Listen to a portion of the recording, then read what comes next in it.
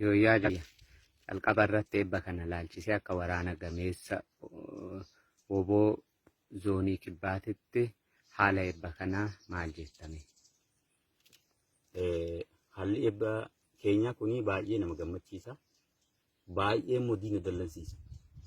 Yeroo ammaa kana yeroo itti diinni burjaaja'ee garatti galgaluu dhabee waan qabatee waan gadhiisuu dhabee rakkachaa jiru kanatti waraanni bilisummaa Oromoo immoo akka jiru zoonii kibbaa keessatti waraana lakkoofsaan hin beekamne kan muummee hin qabne kana kan uummanni Oromoo kun biyya alaa biyya keessaa ilaalu kana eebbisiifate akka ajaa'ibaatti ittiin diina ofirraa cabsuuf qophaa'u jiru kanatti akka ajaa'ibaatti nama gammachiisa.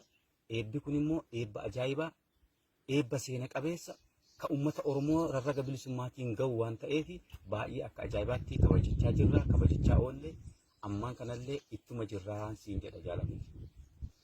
Tole galatoomii.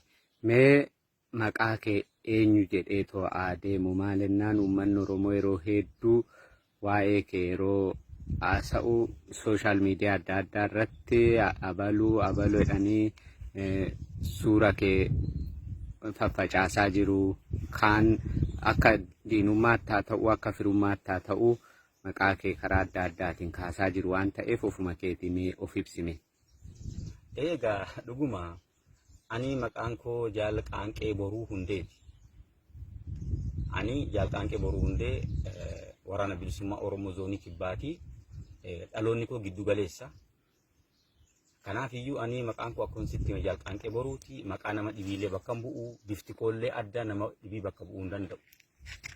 Yeroo baay'ee immoo firoota haa ta'uu hin beeku, diinota haa ta'uu hin beeku, maqaa kiyyatti nama dhibiitti fayyadamanii jijjiiraniitu kaan suuraa koo ol galagalchee, kaan immoo gadi galagalchee, kaan immoo akka dhibii godhee kaasaa jira.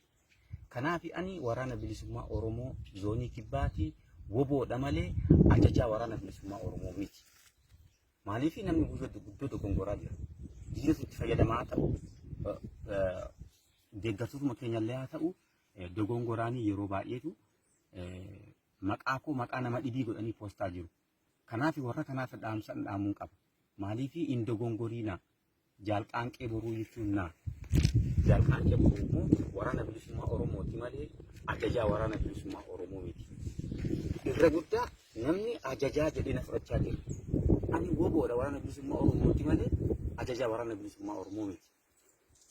Kanaaf iyyuu warrootiin nama dhibiitti na fudhatanii inni